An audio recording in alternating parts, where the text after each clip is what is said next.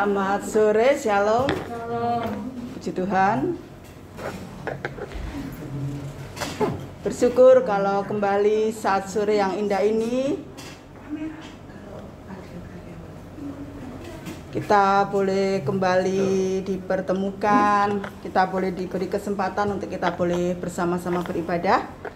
Baik saudara-saudari yang ada di sini, juga untuk jemaat Tuhan yang ada di rumah masing-masing, biarlah setiap kita boleh mempersiapkan hati kita, kita boleh meninggikan Dia, karena hanya Dia yang layak kita sembah dan kita tinggikan.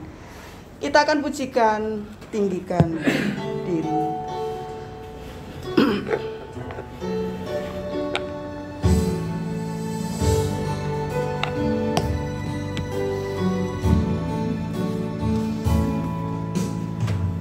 Bersyukur padamu Tuhan atas kasih-Mu dan bermazmur bagi nama-Mu yang kudus. Amin. Sebab Engkau kebenaranku, padamu ku percaya. Betapa mulianya Tuhanku, ku rindu menyatakan. Katakan, ku bersyukur sekali lagi.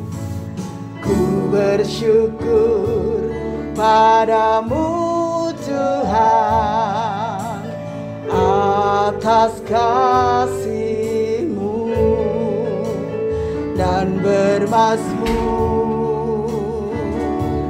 bagi nama-Mu yang kudus.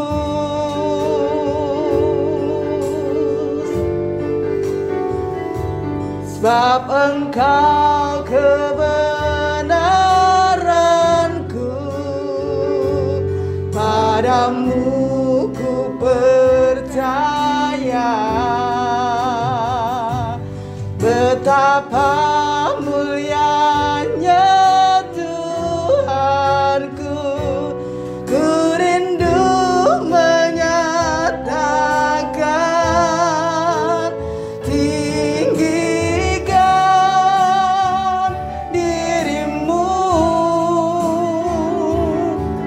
mengatasi langit, kebesaran-Mu Tuhan mengatasi bumi. Tinggikan dirimu mengatasi langit, kemuliaan-Mu Tuhan mengatasi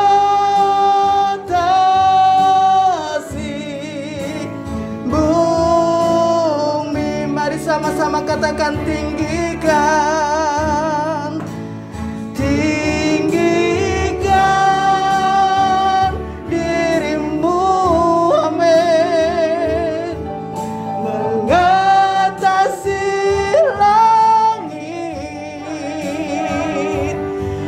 kebesaran-Mu Tuhan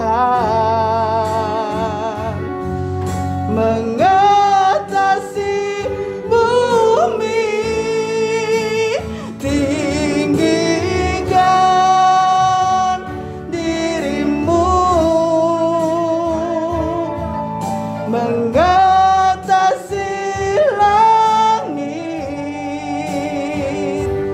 Kemuliaan-Mu Tuhan mengatasi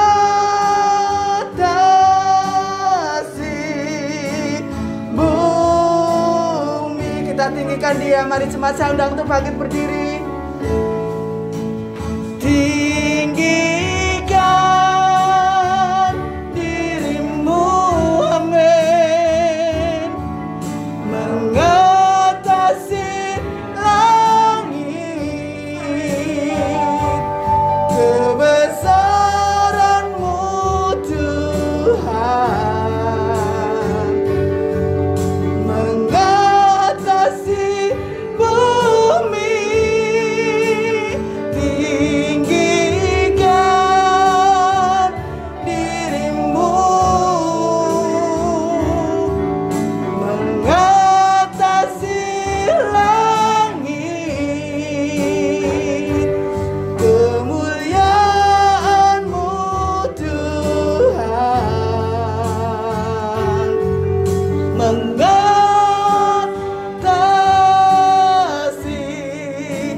bumi. Kemuliaan-Mu, kemuliaan-Mu Tuhan, kemuliaan-Mu Tuhan. Sekali lagi katakan, kemuliaan-Mu Tuhan mengatasi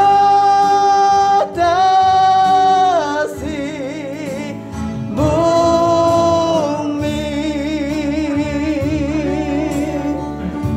Haleluya Yesus. Mari kita berdoa. Hanya Engkau Allah yang layak kami tinggikan. Kami naikkan syukur kami hanya kepada-Mu Bapa. Kami bersembah sujud hanya di hadirat-Mu. Engkau yang mengatasi langit dan bumi. Segala kuasa-Mu Tuhan mampu mengatasi segalanya. Menyerahkan kehidupan kami saat sore yang indah ini dalam tangan kasih-Mu. Kalau kami rindu untuk memuji memuliakan Engkau, Engkau menyiapkan setiap kami Tuhan. Urapi kami dengan Roh Kudus-Mu yang dari surga, sehingga pujian yang kami naikkan semua bagi hormat kemuliaan nama-Mu.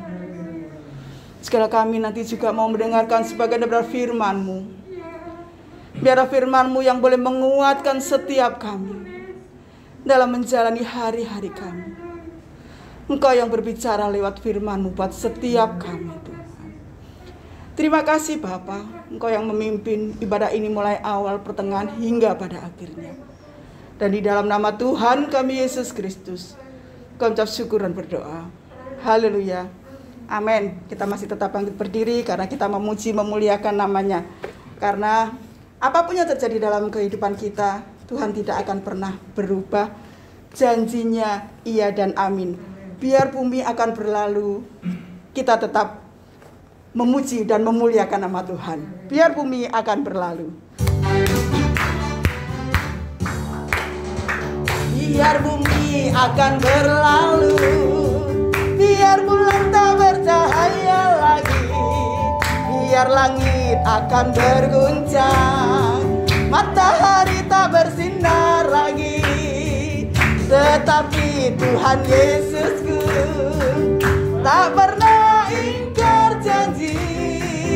Semua yang difirmankannya pasti akan digenapi. Katakanlah biar bumi akan berlalu, amin. Biar bulan tak bercahaya lagi, langit akan berguncang, matahari tak bersinar lagi, tetapi Tuhan Yesusku tak pernah ingkar janji.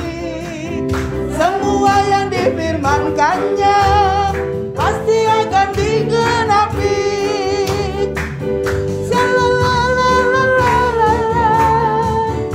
Aku cinta Yesus. Yesus cinta saya. Biar bumi berlalu, biar bulan tak bercahaya lagi, biar langit akan berguncang, matahari tak bersinar lagi, tetapi Tuhan Yesusku tak pernah ingkar janji. Semua yang difirmankannya pasti akan digenapi. Syalalalala, syalalalala. Aku cinta Yesus. Syalalalala. Yesus cinta saya. Syalalalala, syalalalala. Aku cinta Yesus. Syalalalala. Yesus cinta saya. Amin.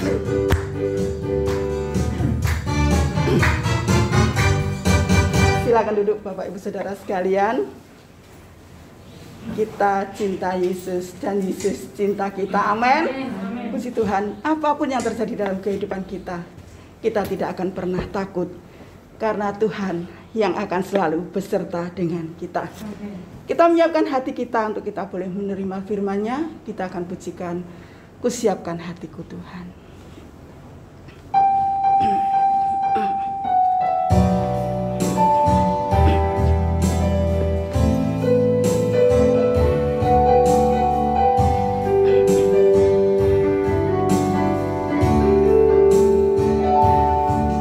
Kusiapkan hatiku Tuhan, tu dengar firman-Mu saat ini. Amin. Ku sujud menyembah-Mu Tuhan, masuk hadirat-Mu saat ini.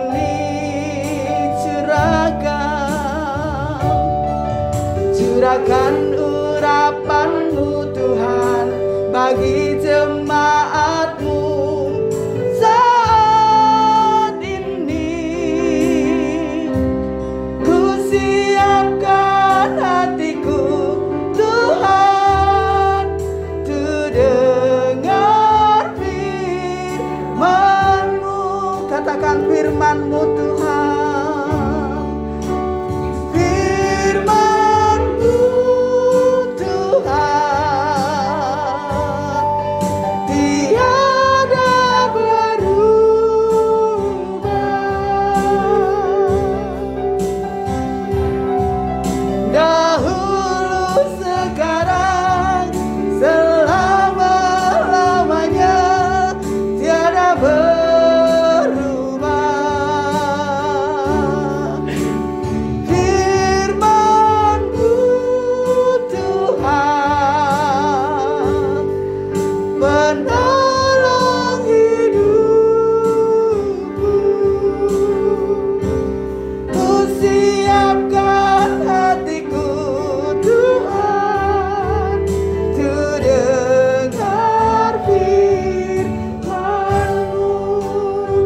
Pujian ini sekali lagi. Kusiapkan hatiku Tuhan, tu dengar firman-Mu saat ini. Haleluya Yesus. Ku sujud menyembah-Mu Tuhan, masuk hadirat-Mu saat ini.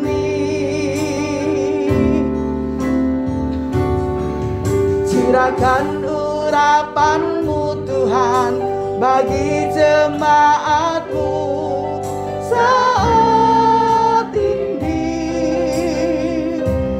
Ku siapkan hatiku Tuhan, untuk dengar firman-Mu, firman-Mu, firman-Mu Tuhan, tiada berubah.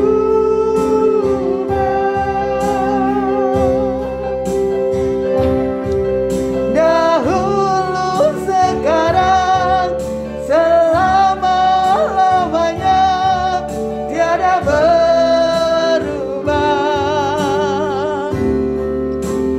Firman-Mu Tuhan, penolong hidupku. Ku siapkan hatiku Tuhan, untuk dengar firman-Mu. Ku siapkan hatiku Tuhan, ku siapkan hatiku Tuhan, untuk dengar firman-Mu. Katakan, hatiku telah siap Tuhan, hatiku telah siap Tuhan, untuk dengar firman-Mu. Waktu selanjutnya kami serahkan kepada hambanya Bapak Pendeta Menahem untuk menyampaikan firman Tuhan bagi kita semua.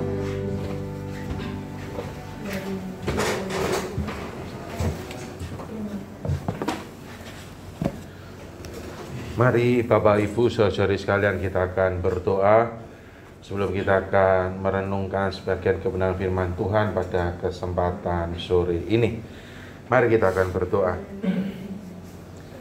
Segala puji syukur kami naikkan di hadapan-Mu Tuhan, ketika kami semua boleh ada di dalam kemurahan Tuhan, dan ketika kesempatan ini kami juga boleh beribadah bersama-sama, baik kami yang hadir dan yang juga ikuti ibadah secara online.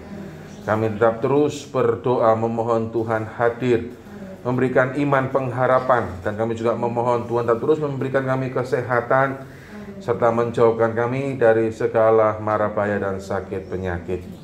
Dan sebentar kami akan bersama-sama merenungkan sebagian dari kebenaran firman Tuhan. Kami berdoa memohon Roh Kudus menuntun dan memberikan kami semua hikmat, agar kami boleh mengerti dan memahami, dan terlebih lagi kami boleh ditolong untuk kami boleh diubah dan menjadi pelaku firman Tuhan. Terpujilah nama-Mu Bapa, di dalam Kristus Yesus Tuhan kami berdoa. Amin. Ya, selamat sore Bapak Ibu saudara-saudari sekalian. Shalom. Ya, salam sejahtera bagi kita semua. Bapak Ibu saudari sekalian, pada kesempatan kali ini saya ingin membagikan kebenaran firman Tuhan, dan saya beri tema berserah bukan berarti menyerah. Terambil dari Yakobus 5:7 sampai ke 11 dengan tema berserah bukan berarti menyerah. Yakobus 5:7 sampai ke 11 saya akan bacakan bagi kita semua. Berbunyi demikian. Karena itu saudara-saudara, bersabarlah sampai kepada kedatangan Tuhan. Sesungguhnya petani menantikan hasil yang berharga dari tanahnya, dan ia sabar sampai telah turun hujan musim gugur dan hujan musim semi. Kamu juga harus bersabar dan harus meneguhkan hatimu, karena kedatangan Tuhan sudah dekat. Saudara-saudara, janganlah kamu bersungguh-sungguh dan saling mempersalahkan, supaya kamu jangan dihukum. Sesungguhnya hakim telah berdiri di ambang pintu. Saudara-saudara, turutilah teladan penderitaan dan kesabaran para nabi yang telah berbicara demi nama Tuhan. Sesungguhnya kami menyebut mereka berbahagia, yaitu mereka yang telah bertekun. Kamu telah mendengar tentang ketekunan Ayub, dan kamu telah tahu apa yang pada akhirnya disediakan Tuhan baginya. Karena Tuhan Maha Penyayang dan penuh belas kasihan. Sampai demikian pembacaan firman Tuhan kita. Bapak, Ibu, saudara-saudari sekalian, kita tahu hari ini dengan kemajuan teknologi yang begitu rupa, terlebih di dunia agriculture atau agrobisnis, sehingga pertanian itu bisa dihitung dan diprediksi hasilnya.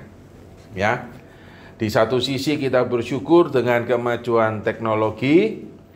Akhirnya kalau Bapak Ibu pernah melihat apakah itu di YouTube atau melihat langsung, ya, teknologi hari ini dengan komputerisasi, terlebih dengan disebut dengan rekayasa genetika, maka pertanian itu yang masuk dalam agrobisnis itu bisa dihitung dan bisa diatur. Mau panen kapan, ya kan? Mau nanti hasil panennya itu besarnya seberapa. Kalau sebelumnya itu biasanya panen itu menunggu musim, sekarang dengan kemajuan itu bisa dipanen kapanpun. Tidak tergantung lagi namanya musim. Dulu ada namanya musim durian, musim mangga, musim buah-buahan yang musim. Hari ini kadang-kadang sering kita lihat itu ada di sepanjang masa. Kemajuan teknologi, ya, rekayasa genetika dan banyak hal. Di satu sisi hal itu akhirnya membuat apa? Ketersediaan pangan menjadi cukup dan melimpah. Tapi di sisi yang lain saya mencoba mengumpulkan itu akhirnya menjadi dan membuat para petani itu tidak lagi berserah kepada Tuhan. Merasa aku yang kontrol, I am in control, ya. Dia lagi tidak berserah kepada Tuhan, dan dia bisa dalam tanda kutip itu kreatif, ngakalin ini, ngakalin itu, bikin hasil yang ini, hasil yang itu, gitu ya. Gen buah ini disilangkan dengan gen buah itu untuk menghasilkan buah yang kadang-kadang lebih unik dan menarik, tetapi menghasilkan juga side effect atau efek samping yang menjadi perdebatan. Di satu sisi hasil-hasil itu menjadi berlimpah, tapi di sisi lain petani menjadi tidak lagi berharap berserah kepada Tuhan, merasa bisa ngatur semuanya, akhirnya banyak ngakalnya dan punya side effect yang menjadi perdebatan. Hal itu bisa juga mengakibatkan kita kurang bisa memahami apa yang digambarkan oleh firman Tuhan melalui Rasul Yakobus ini. Apa hubungannya bersabar dengan petani? Kalau kita tidak memahami konteks waktu itu, kita ngomong, sekarang lu petani. Ya, saya beberapa waktu yang lalu melihat ada teknologi yang dalam tanda kutip dibuat wisata di kota wisata dekat kota Surabaya. Wah, itu buahnya bisa diatur, gitu kan? Dan semua itu pakai teknologi komputerisasi, pembibitan, pembenihan, dan semuanya nanti bisa diatur. Katakan mau buah kapan, itu sudah ada, bisa tahu semua. Ya, dan katakan 90% lebih mereka memastikan sesuai dengan jadwal yang di komputer. Maka akhirnya susah membayangkan, petani itu susahnya apa? Tinggal pokoknya yang penting apa? Pinter komputer, tatek, tinggal duduk gitu ya. Kalau pernah lihat di YouTube itu, dulu petani itu kalau menanam padi biasanya pulang boyoan dan sering bungkuk. Hari ini kalau petani modern, bodoh amat katanya bungkuk ya. Tinggal dia beli mesin, pakai remote lagi, kadang-kadang dia duduk gitu, nanam-nanam sendiri ya, dan begitu rapi, dan puluhan hektar diselesaikan dalam waktu hitungan menit. Teknologi hari ini ya. Nah, yang saya katakan bahwa dengan kemajuan-kemajuan teknologi ini mungkin kita kurang bisa memahami apa sih maksud kesabaran dengan petani.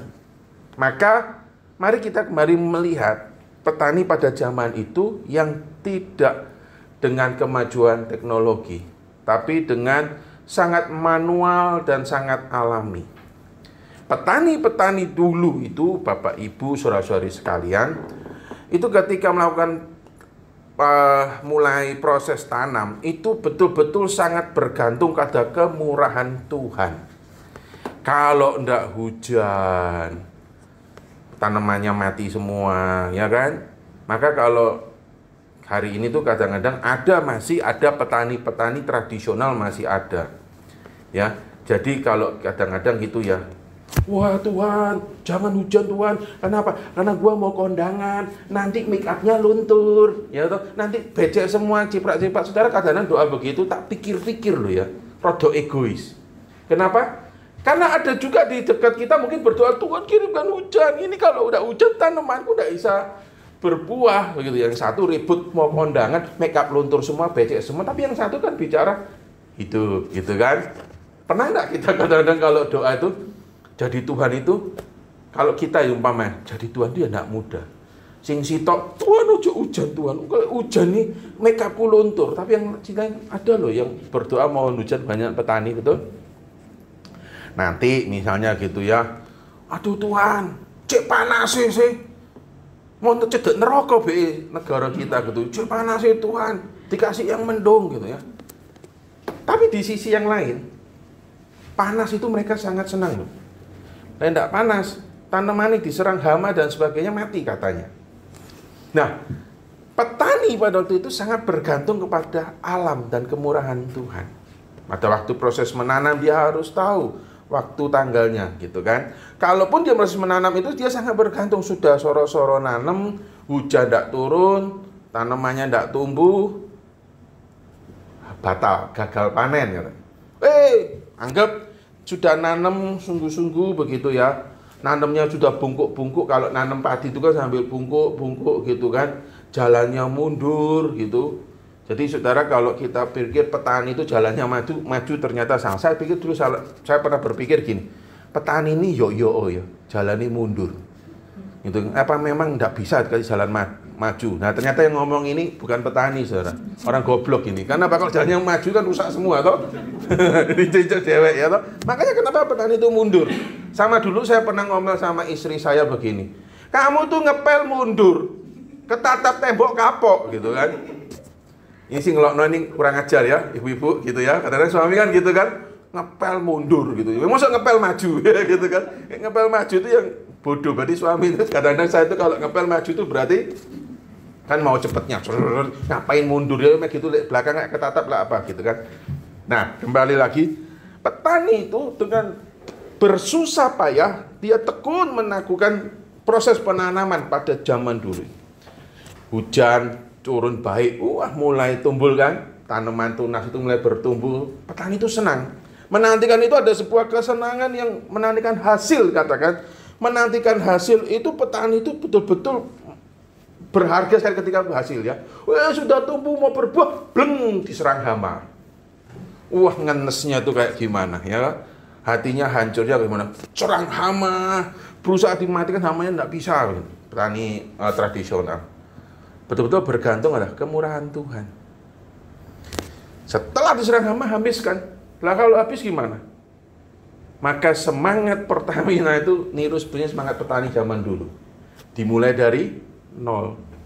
Mulai lagi dia kan harus nanam, gagal panen harus nanam gitu kan. Dia betul-betul lindungi, dia betul-betul kasih obat supaya tidak diserang hama.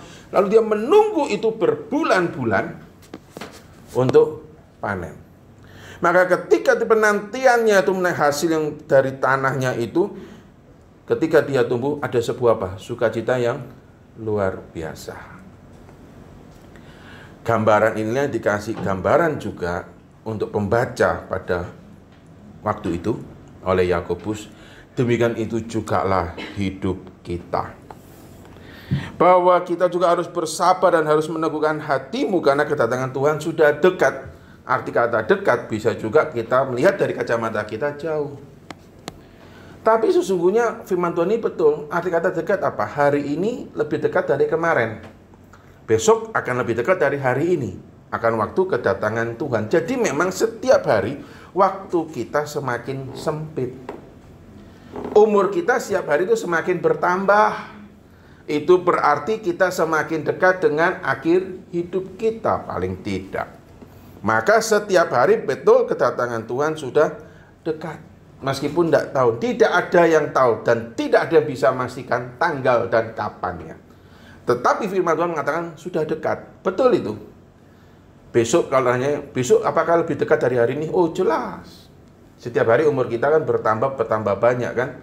Artinya katanya tambah tuwek rek gitu ya, meskipun kata-katanya sensitif. Udah bisa kita young forever gitu kan. Tapi tetap tidak bisa memungkiri umur kita bertambah, artinya kita semakin dekat dengan akhir hidup dan juga bicara akhir zaman. Nah, kita dipanggil untuk belajar dulu bersabar. Bersabar dan berharap sebetulnya gambaran dari petani itu. Dan dalam bersabar dan berharap bukan berarti lalu menyerah. Berserah bukan lagi berarti menyerah. Artinya apa? Sembuh wis, kadang-kadang begitu kan. Kena hidup yang sulit, sembuh wis. Nah, akhirnya menyerah itu timbullah pikiran yang fatal. Sembuhlah karep-karepe lalu give up. Nah, give up enggak mau kerja, enggak mau apa, wis akhirnya sembuhlah. Enggak ada semangat hidup gitu. Yang lebih mengerikan kalau sembuh wis selalu loncat. Masih mending kalau loncatnya dari pohon tomat, sudah. Masih tidak apa-apa. Nah kalau loncatnya dari jembatan, nah itu kan cilaka ya. Jadi kalau bapak ibu misalnya lagi stres itu, mau berpikir, aku tak loncat silakan, tapi pastikan loncat dari pohon tomat saja. Nah, kenapa Pak dari pohon tomat? Cari di internet ya. Kenapa harus dari pohon tomat gitu ya? Karena itu aman kalau kalian meloncatnya dari pohon tomat. Jangan pohon durian gitu ya. Tinggi sekali, bisa paling tidak patah tulang gitu. Pohon tomat aja gitu ya. Nah, berserah di dalam pengajaran ini, bersabar di dalam penderitaan, kata Lembaga Alkitab Indonesia ini, dan kata firman Tuhan ini juga mengatakan, janganlah kamu bersungut-sungut dan saling mempersalahkan, tetapi bersabar dan harus melakukan hatimu. Kata-kata ini dikaitkan dengan peribahasa petani itu, semangat punya seperti petani. Dia berserah kepada kemurahan Tuhan. Petani itu sangat berserah dalam dia usahanya. Tapi dia tidak pernah menyerah. Meskipun terkadang di dalam proses dia melakukan pekerjaannya ada kegagalan, ada kesulitan. Ya tahu? Susah-susah nanam. Hujan berlebat. Kalau hujan itu kebanteran lebat, longsor, banjir, ya habis semua. Ya. Jadi betul-betul berserah kepada kemurahan Tuhan, semua itu tepat pada waktunya. Ada kalanya Tuhan izinkan kemarau berkepanjangan, tanamannya rusak. Di dalam penyerahan itu, petani itu tidak boleh mudah patah semangat. Rusak gitu, sembolah karep-karepe. Lalu nanti dia bagaimana kalau dia tidak bekerja kan? Tidak hanya sekedar keluarganya tidak makan, bisa jadi petani itu pundaknya berat. Banyak orang bergantung dari dia kan. Kalau dia menyerah, ya kita semalam tidak makan. Kalau 5-70% petani di dunia ini menyerah, kena masalah dikit, sembuh ya, karep-karepe makan apa, makan geragal mati kan saudara. Jadi petani itu punya semangat. Berserah belum dari lalu dia menyerah, lalu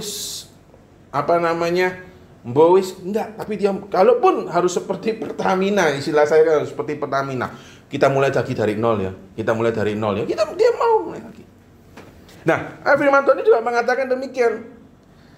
Maka mari jangan lagi bersungguh dan saling mempersalahkan. Ketika menghadapi sulit hidup, marah-marah, Tuhan gini, sembola Tuhan kok jahat ya, Tuhan kok tidak apa ya, Tuhan kok tidak kasih siapa gini-gini. Lalu mulai menyalahkan. Kadang-kadang kita ini di dalam keberdosaan, termasuk juga saya, paling mudah itu menyalahkan. Pertama siapa? Menyalahkan orang lain. Ini gara-gara kamu nih, kamu yang bikin ulangi, kamu yang banyak dosa gitu kan. Kalau sudah menyalahkan orang lain, menyalahkan keadaan. Kalau kita mengalami kesulitan, kegagalan, ya keadaan. Yo pandemi ini mangga no KB susah ya toh. Ini kan pandemi kita nih PPKM gitu kan. Yang kemarin darurat ini lah diterusno sekarat ini nanti kita semua begitu kan. Ada yang sampai, aku nih stres, saking stresnya keluar jalan tanpa busana apa segala. Aku nih stres gitu ya loh. Menyalahkan apa? Keadaan pandemi. Lalu yang ketiga, yang sering dengan nyalakan siapa? Nyalakan Tuhan. Tuhan yang masa Tuhan tidak bisa buat ini sampai selesai. Mana tahu Tuhan kok tidak berkuasa. Nah, tetapi Yakobus mengajak jangan bersungut-sungut dan jangan saling mempersalahkan. Tidak ada fungsinya, tidak ada gunanya. Itu disebut menyerah. Sudah nyerah, nyalakan orang lain lagi. Tapi apa? Bertekun digambarkan, gitu kan? Bertekun kembali mengerjakan apa yang menjadi panggilan kita dengan sungguh-sungguh, dengan tidak melakukan yang tidak patut. Nah, itu digambarkan seperti para nabi yang tetap terus dia bertekun di dalam penderitaannya dan dia sabar, tetap terus berbicara demi nama Tuhan. Cara gambaran di dalam perjanjian lama bahwa bagaimana nabi ketika dia menyampaikan suara hati Tuhan, perintah Tuhan, rakyat tidak dengar, marah, nabi itu dilemparilah, dibunuhlah, disiksa dan sebagainya. Tapi nabi tidak menyerah, dia bertekun. Nah, dari pengajaran ini apa sih yang bisa kita pelajari untuk hari-hari ini? Bahwa pertama, kita tahu bahwa pandemi ini terjadi sampai hari ini itu ada di dalam kontrol kedaulatan Allah yang kita tidak tahu why atau mengapa Allah izinkan ini terjadi sampai hari ini, dan bahkan tidak tahu sampai kapan. Tapi satu hal itu, ya, di tengah-tengah kita tidak tahu kenapa Allah izinkan ini terjadi, tapi sesungguhnya Allah sudah mempersiapkan sebelumnya. Pernahkah kita bergumul? Teknologi itu dihadirkan sebelum pandemi ada. YouTube hadir bukan gara-gara pandemi sebelumnya. Teknologi pertemuan virtual itu sudah hadir sebelum pandemi. Oh, saya masih ingat di tahun 2000-an ketika teknologi kita bisa berbicara jarak jauh tanpa bertatap muka, itu sudah ada. Ya, mulai dari yang paling sederhana dulu namanya VoIP, Voice on Internet Protocol. Itu bisa telepon ke seluruh negara dengan biaya yang sangat murah, meskipun kadang-kadang suaranya masih jelek-jelek. Tetapi kalau pas bagus, sangat jernih. Lalu berkembanglah dengan tatap muka di handphone. Itu dari zaman saya 2000-2003 ada. Dulu yang mulai itu yang sempat booming, yang sekarang agak turun. Kalau mungkin anak-anak muda pernah tahu yang namanya Skype. Wah, itu sudah lama. Skype itu memungkinkan kita bisa bertatap muka secara virtual.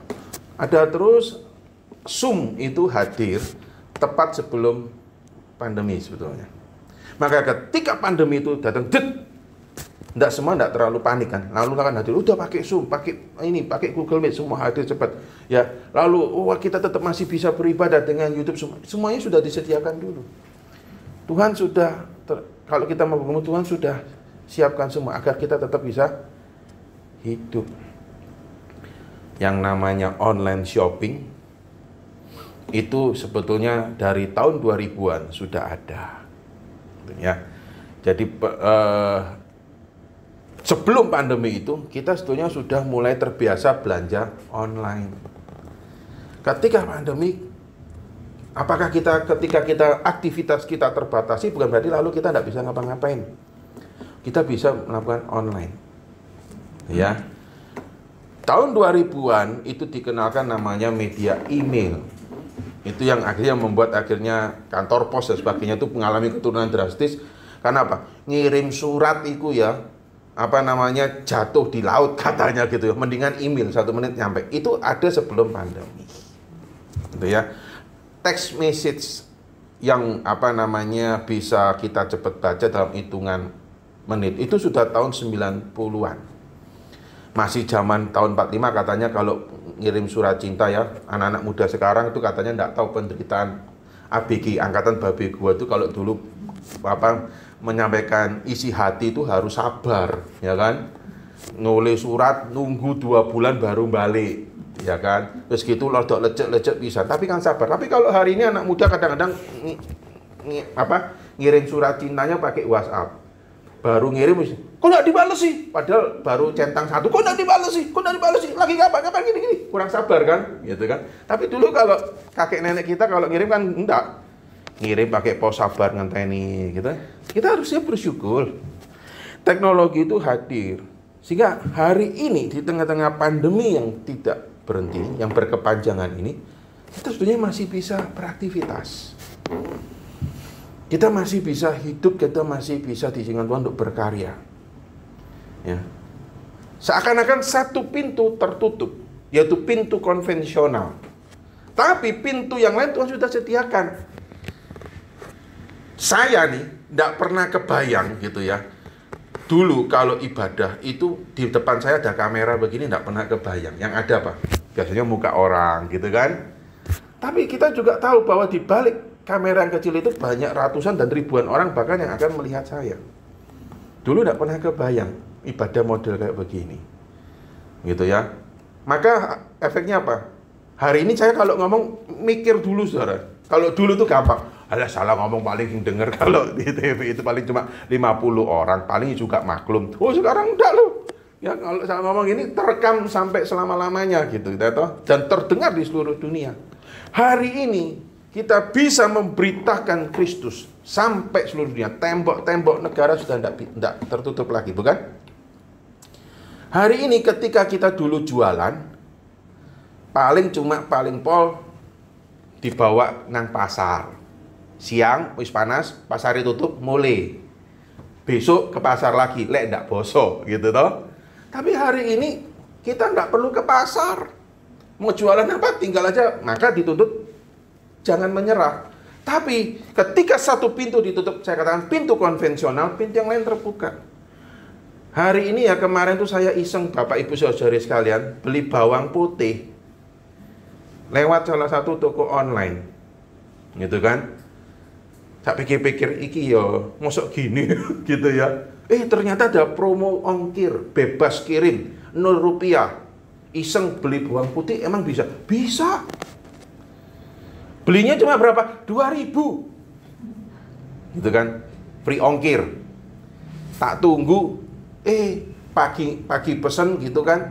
Sore datang dianterin gitu. Saya tuh mikir kadang-kadang begini. Ini apa ya cara ngitungnya toko online, cara ngitungnya apa gitu ya. Aku pergi ke pasarku, bensinnya DWL lebih dari 2.000. Hari ini luar biasa.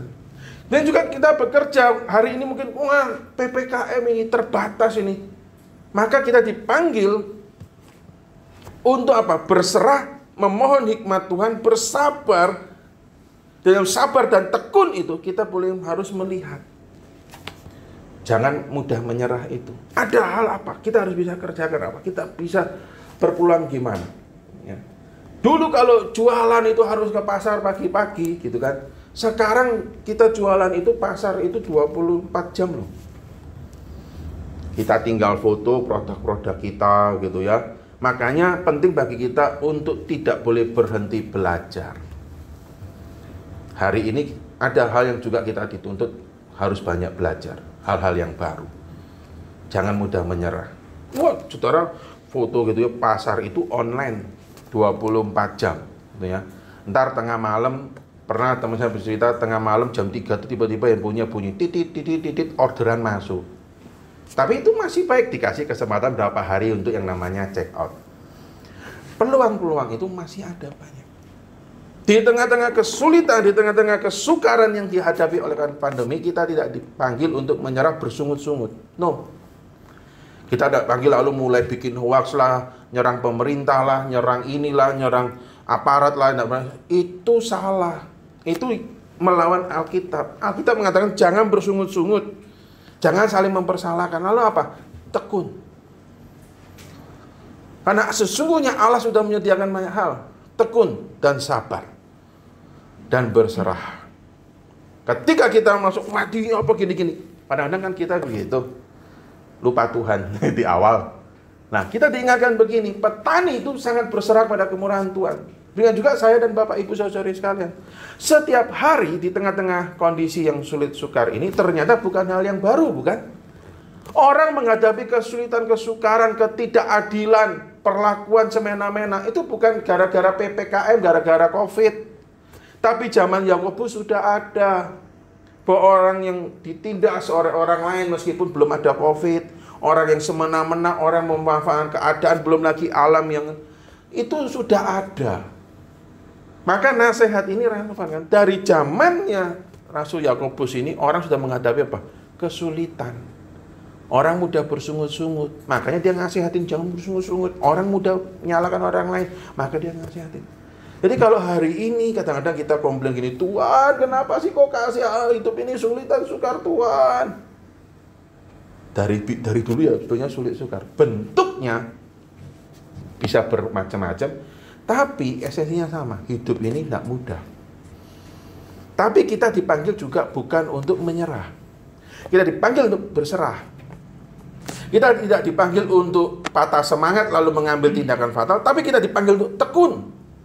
Berjuang terus di dalam penyerahan dan berharapan kita kepada Tuhan. Tidak lagi bersungut-sungut tapi bertekun. Dan digambarkan bahwa ada satu saatnya lagi, karena Tuhan itu Maha Penyayang dan penuh belas kasihan. Di ayat yang ke-11 ya, mungkin begini. Tidak semua kita mengalami sama seperti Ayub. Ayub kan susah, ya kan? Lalu di akhir hidupnya Ayub dipulihkan. Hartanya bertambah banyak, gitu ya. Kita kalau melihat itu secara sempit, bisa jadi kita kecewa. Banyak murid-murid Kristus tidak berakhir seperti Ayub kan? Murid-murid Kristus malah berakhirnya apa? Mati mengenaskan menurut kacamata manusia. Petrus diceritakan, Rasul Petrus disalibnya terbalik. Ada para nabi rasul yang katanya digoreng hidup-hidup, Ibrani 11, ya kan? Ada yang dipancung. Akhir hidupnya ya. Yang dimaksud di ayat yang 11 ini mendengar ketekunan Ayub dan apa yang akhirnya disediakan Tuhan. Yang sama apa? Pemulihan secara kekal. Saya dan saudara sudah disediakan Tuhan Maha Penyayang dan Maha Pengasih, belas kasihan. Tuhan sudah kasih kita, enggak? Sudah. Apa itu? Kristus. Maka ada sebuah lagu, Christ is enough for me. Kristus. Kristus itu membuat kita akhirnya boleh memandang akhir hidup kita, bukan? Dunia boleh lihat akhir hidup kita mungkin mengenaskan, tapi sesungguhnya tidak. Ya. Kenapa? Karena dengan Kristus akhirnya kita mengatakan begini, tidak menjadi masalah bagaimana aku mati. Tapi masalah terbesar manusia, kemana dia pergi setelah dia mati, sudah dijawab. Sudah dipulihkan. Tuhan Yesus Maha Pengasih, Maha Penyayang. Jadi tidak menjadi masalah. Ibaratnya begini loh. Nanti kita mau ke surga, ada yang dikasih dengan pesawat bisnis kelas. Apa itu? Pagi makan ya, siang jalan-jalan, sore makan, lalu tidur bablas. Enak toh? Jujur saya berdoa kalau nanti saya matinya begitu, umur 100 tahun gitu ya. Nanti saya matinya umur 100 tahun, wah sehat, nyetir dewek, keloyongan kemana-mana. Lalu setelah begitu ada di Gunung Alpen gitu kan, boleh dong berandai-andai ya toh. Gunung Alpen makan, makan-makan, sore tidur bablas. Enak kan? Itu kan mati paling enak, naik pesawat kelas bisnis. Tapi yang nentuin bukan saya masalahnya. Bisa jadi jalan kita ke surga Tuhan kasih apa? Naik bis ekonomi sing sopire mantan dari sopir bis SH atau SR ya, saya tidak mau sebutkan nanti saya dituntut. Oh iya itu SK, ganti nanti SK SR gitu, mirip lah gitu ya toh. Artinya apa? Medeni ada, bisa mati kita bisa medeni, tapi tidak menjadi masalah bagaimana kita mati. Bisa jadi kita mati hari ini, maaf, bicara kena COVID. Bisa juga mati hari ini terlalu banyak makan. Itu mati paling enak katanya. Bisa juga mati kita hari ini sudah diam-diam di rumah, tiba-tiba pesawat jatuhin rumah kita. Bisa juga kan? Kita tidak bisa tahu. Itu haknya Tuhan. Tapi yang kita dikasih tahu apa? Kemana kita pergi setelah kita mati, dengan cara apapun, ujungnya tahu. Dan itu sudah dipulihkan di dalam Kristus. Maka dikatakan, bertekunlah, bersabarlah, karena kedatangan Tuhan sudah dekat. Dan kehidupan kita sesungguhnya sudah mengalami pemulihan, meskipun di dalam sehari-hari kita masih bisa harus menghadapi tantangan.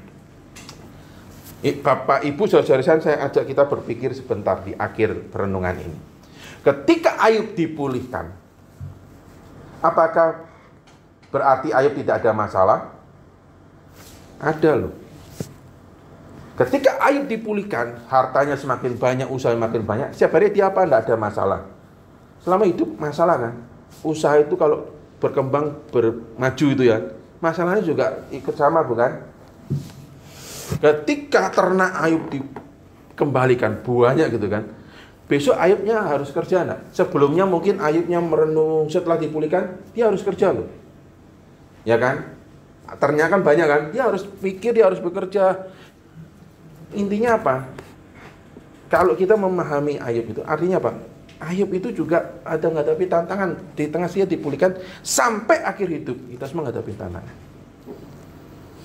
Kita tidak dipanggil untuk menyerah.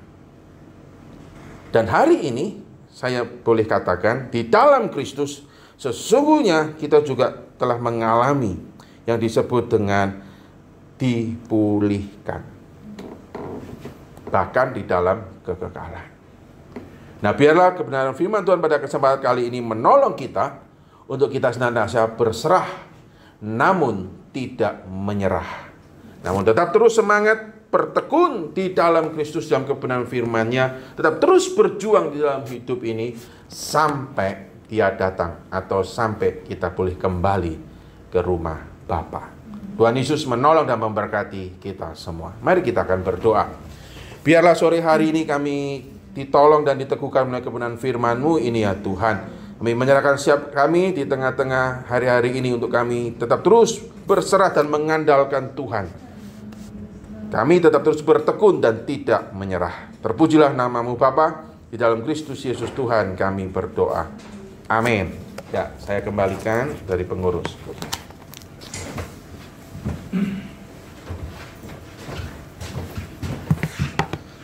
Terima kasih untuk Bapak Pendeta Menahem yang sudah menyampaikan kebenaran firman Tuhan pada malam hari ini.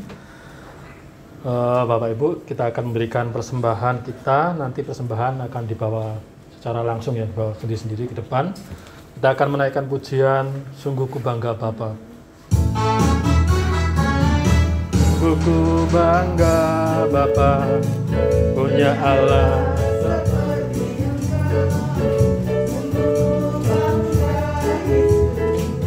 Atas segala pengorbanan, tak ingin aku hidup lepas dari kasih-Mu. Kasih-Mu menyelamatkan dan hidup pengharapan. Ini ku persembahkan, ini ku persembahkan apa yang aku miliki. Memang tiada berarti bila dibanding dengan kasih-Mu. Namun ku ingin memberi dengan sukacita di hati, karena ku tahu ini menyenangkan hati-Mu. Karena ku tahu, karena ku tahu ini menyenangkan hati-Mu.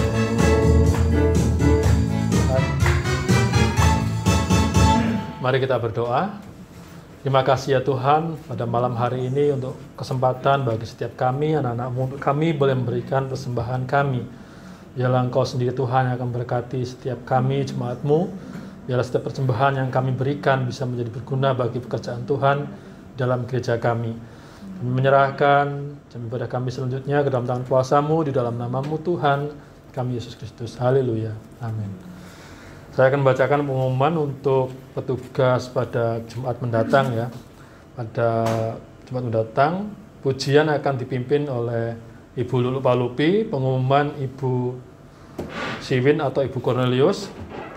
Firman Tuhan akan disampaikan oleh Saudara Stefania, keyboard Saudara Yanto, dan untuk ibadah raya pada Minggu sore akan disampaikan oleh Bapak Penatua Andi Sultanto.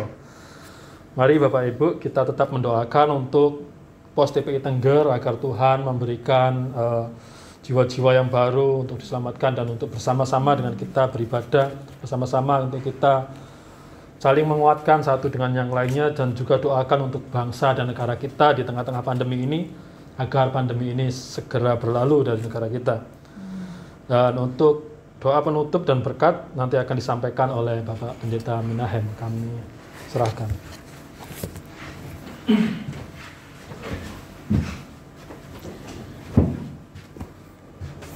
Mari Bapak Ibu saudari sekalian kita bangkit berdiri bersama-sama ya. Di akhir ibadah kami pada kesempatan petang hari ini kami mengucap syukur Tuhan memimpin dan menyertai kami dan kami juga tetap terus memohon agar Tuhan beserta dengan kami untuk kami boleh memaknai akan ibadah kami ini. Mendoakan untuk segenap kami semua anak-anak-Mu Tuhan yang hadir di tempat ini dan mengikuti secara online. Kami memohon berkat-Mu, pemeliharaanmu ada buat kami. Kami juga berdoa memohon Tuhan melindungi kami, menjagai kami. Terlebih lagi Tuhan memberikan iman dan pengharapan untuk kami tetap terus berserah. Diberikan semangat dari-Mu Tuhan agar kami tetap terus berkarya. Tidak mudah menyerah, terlebih lagi meninggalkan Tuhan. Kami menyerahkan untuk segenap jemaat Tuhan yang mengalami sakit dan lemah tubuh. Kami juga berdoa memohon kesembuhan dan pemulihan dari-Mu Tuhan. Mendoakan juga untuk bangsa dan negara kami Indonesia. Kami mohon Tuhan memberikan perlindungan, Tuhan memberikan kemurahan dan berkat Tuhan. Jauhkan bangsa negara kami ini ya Tuhan dari kekacauan politik, usaha-usaha yang tidak baik. Jauhkan juga dari segala mara bahaya. Dan juga untuk seluruh dunia, beberapa negara yang bergejolak. Kami juga mendoakan, memohon kemurahan dan pertolongan Tuhan. Terpujilah nama-Mu Bapa. Sebentar kami akan mengakhiri dan berpisah kembali ke tempat kami masing-masing. Kami tetap terus berdoa di mana Tuhan tetap terus mengikatkan kami satu dengan yang lain dengan tali persaudaraan di dalam Kristus Yesus. Kami boleh saling menguatkan dan saling mendoakan dan kami juga berdoa mohon Tuhan hadir menyertai dan memberkati kami. Maka kami mengucap syukur dan mengakhiri ibadah kami dengan memohon berkat-Mu yaitu damai sejahtera dari Allah Bapa, kasih karunia dari Tuhan Yesus Kristus serta persekutuan dari Allah Roh Kudus memimpin dan menyertai kami semua mulai saat ini sampai selama-lamanya. Amin. Bapa, terima kasih.